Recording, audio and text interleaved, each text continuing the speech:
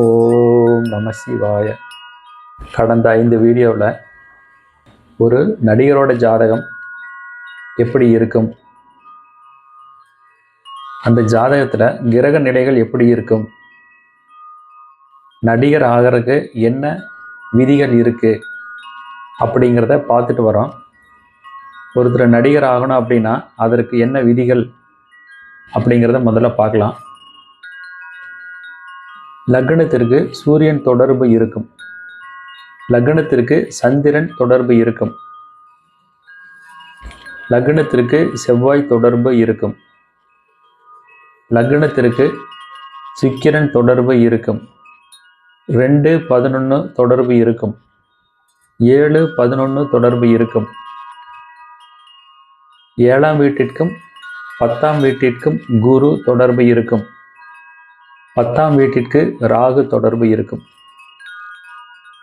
இந்த 9 விதிகளும் எந்த ஜாதகத்தில் இருந்தாலும் அவங்க ஒரு மிகச்சிறந்த நடிகர் ஆவாங்க அப்படிங்கிறதுல எல்லெல்லும் சந்தேகம் வேண்டியதில்லை. அந்த விதத்தில் கிரக தொடர்பு அப்படின்னு சொல்லும்போது கிரகங்கள் சித்தர்கள் சொல்லியிருக்கிற மெத்தேடில் மட்டும் இல்லாமல் மேலும் சிஆர்பி மெத்தேடில் சொல்லியிருக்கிற கிரக தொடர்புகள் முறையிலையும் கனெக்ட் ஆகும். சிஆர்பி மெத்தேடுங்கிறத முதல்ல என்னென்னு சுருக்கமாக உங்களுக்கு சொல்லிடுறேன். வதம் நட்சத்திரத்தில் இருக்கிற கிரகங்கள் இணையும். வதம் நட்சத்திரம் அப்படின்னா என்ன அப்படின்னா, ஒரு நட்சத்திரத்தில் இருந்து 7ஆவது நட்சத்திரத்திற்கு வதம் நட்சத்திரம் அப்படின்னு பேர். உதாரணத்துக்கு சதயம் நட்சத்திரத்தை எடுத்துக்கோங்க. சதயம் நட்சத்திரத்தில் இருந்து 7ஆவது நட்சத்திரம் சதயம், பூரட்டாதி, உத்திரட்டாதி, ரேவதி, அஸ்வினி, பரணி, கார்த்திகை.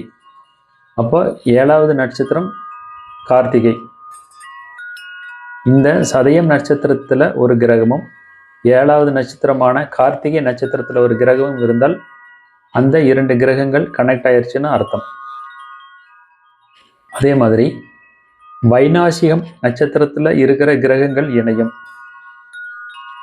வைநாசிகம் நட்சத்திரம் அப்படின்னா என்ன? ஒரு நட்சத்திரத்தில் இருந்து 22ஆவது நட்சத்திரம் வைநாசிக நட்சத்திரம். உதாரணத்துக்கு சதய நட்சத்திரத்தையே எடுத்துக்குவோம். சதயத்திற்கு 22ஆவது நட்சத்திரம் கேட்டை. இந்த கேட்டை நட்சத்திரத்தில் ஒரு கிரகமும் சதயம் நட்சத்திரத்தில் ஒரு கிரகமும் இருந்தால் அந்த 2 கிரகங்கள் இணைந்ததாக பொருள். சதயம் நட்சத்திரத்திலிருந்து கிளாக் வைஸில் இருக்கிற 7ஆவது நட்சத்திரம் கார்த்திகை, சதயம் நட்சத்திரத்திலிருந்து ஆன்டி கிளாக் வைஸில் இருக்கிற 7ஆவது நட்சத்திரம் கேட்டை. அப்போ ஒரு நட்சத்திரத்தினுடைய 2 புறங்களிலும், அதாவது நட்சத்திரங்களை கிளாக் வைஸில் எழுதிட்டு வந்தால் சதயம் நட்சத்திரத்தில் இருந்து 2 புறங்களிலும் 7ஆவது நட்சத்திரமாக வருவது வதம் மற்றும் வைநாசிகம். அந்த நட்சத்திரங்களில் கிரகம் இருந்தால் சதய நட்சத்திரத்தில் இருக்கிற கிரகத்தோட கனெக்ட் ஆயிடுச்சுன்னு நம்ம எடுத்துக்கணும். 3வது மெத்தேடு, வேதை நட்சத்திரத்தில் உள்ள கிரகங்கள் இணையும். அதாவது உதாரணத்துக்கு சதயம் நட்சத்திரத்தினுடைய வேதை நட்சத்திரம் அஸ்தம். அப்போ அஸ்தம் நட்சத்திரத்தில் ஒரு கிரகமும் சதயம் நட்சத்திரத்தில் ஒரு கிரகம் இருந்தால் அந்த 2 கிரகங்கள் கனெக்ட் ஆயிருக்கு அப்படின்னு எடுத்துக்கணும். அடுத்த ரூல், ஒரு கிரகத்தினுடைய 3 நட்சத்திரங்களில் அமர்ந்த கிரகங்கள் கனெக்ட் ஆயிருக்குன்னு எடுத்துக்கணும். உதாரணத்துக்கு ராகுவை எடுத்துக்குவோம். அந்த ராகு பகவானுடைய 3 நட்சத்திரங்கள் திருவாதிரை, சுவாதி, சதயம். இந்த நட்சத்திரங்களில் அமர்ந்த கிரகங்கள் கனெக்ட் ஆகிக்கும். உதாரணத்துக்கு சதயம் நட்சத்திரத்தில் ஒரு கிரகமும் திருவாதிரை நட்சத்திரத்தில் ஒரு கிரகமும் இருந்தால் அந்த 2 கிரகங்களும் கனெக்ட் ஆகிக்கும். திருவாதிரையில் ஒரு கிரகமும் சதயம் நட்சத்திரத்தில் ஒரு கிரகமும் இருந்தால் அந்த 2 கிரகங்கள் கனெக்ட் ஆகிக்கும். திருவாதிரை நட்சத்திரத்தில் ஒரு கிரகமும் சுவாதி நட்சத்திரத்தில் ஒரு கிரகமும் இருந்தால் அந்த 2 கிரகங்களும் கனெக்ட் ஆகிக்கும். அதே சமயம் இந்த கிரகங்களை திருவாதிரையில் இருக்கிறத சுவாதியிலையும் சுவாதியில் இருக்கிறத சதயத்திலையும் டிரான்ஸ்ஃபர் பண்ணி வச்சு பார்க்கலாம். இது ஒரு மெத்தடு. அடுத்தது, ஒரு கிரகம் அமர வீடு கொடுத்த வீட்டின் அதிபதி மூலமாக தொடர்பு ஏற்படும். அடுத்தது, ஒரு கிரகம் அமர இடம் கொடுத்த நட்சத்திர அதிபதி மூலமாக தொடர்பு ஏற்படும். இந்த மெத்தேடில் கிரகங்கள் கனெக்ட் ஆகிக்குது. இதுதான் சிஆர்பி மெத்தேடினுடைய அடிப்படை. இதை கொண்டு ஒரு நடிகர் ஜாதகத்தில் சிஆர்பி மெத்தேடில் சொல்லியிருக்கிற ரூல்ஸ் எப்படி பொருந்தி வருது அப்படிங்கிறத பார்க்கலாம். உதாரணத்துக்கு நம்ம எடுத்துக்கிறது தமிழகத்தின் மிகச்சிறந்த நடிகரான திரு விஷால் அவர்களோடது. அவரோட ஜாதகத்தில் சிஆர்பி மெத்தேடில் நான் கண்டுபிடிச்ச 9 விதிகளும் எப்படி பொருந்தி வருது அப்படிங்கிறத பார்க்கலாம். வாங்க வீடியோக்குள்ளே போகலாம். இப்போ ஸ்க்ரீனில் தெரிகிறது திரு விஷால் அவர்களுடைய ஜாதகம். இவர் பிறந்தது கன்னி லக்னம். லக்னத்திலேயே ராகு பகவான் இருக்குது. 4ஆம் வீட்டில் மாந்தி, 6ஆம் வீட்டில் சந்திரன், 7ஆம் வீட்டில் கேது, 10ஆம் வீட்டில் செவ்வாய் குரு, 11ஆம் வீட்டில் சுக்கிரன் சனி, 12ஆம் வீட்டில் சூரியன் புதன். இந்த கிரக அமைப்புகளோடு நடிகர் திரு விஷால் அவரோட ஜாதகம் இருக்குது. ஸ்க்ரீனோட ஓரத்தில் ப்ளூ கலர் பாக்ஸில் ஒருத்தர் நடிகர் ஆவதற்கு என்ன ரூல்ஸ் இருக்குது அப்படிங்கிறத சிஆர்பி மெத்தேடில் நான் கண்டுபிடிச்ச முறை இருக்குது பாருங்கள். முதல் விதி, லக்னத்திற்கு சூரியன் தொடர்பு. இந்த ஜாதகத்தில் லக்னம் கன்னி, அதன் அதிபதி புதன். அந்த புதன் எங்கே இருக்குது? லக்னத்திற்கு 12ல் சூரியனோட வீட்டில் சூரியனோட சேர்ந்துருக்கு. நேரடியாகவே சூரியனோட சேர்ந்துருக்குங்கிறத பார்க்க முடியுது. 2வது விதி, லக்னத்திற்கு சந்திரன் தொடர்பு. லக்னாதிபதி புதன் சிம்மத்தில் இருக்குது, சந்திரன் கும்பத்தில் இருக்குது.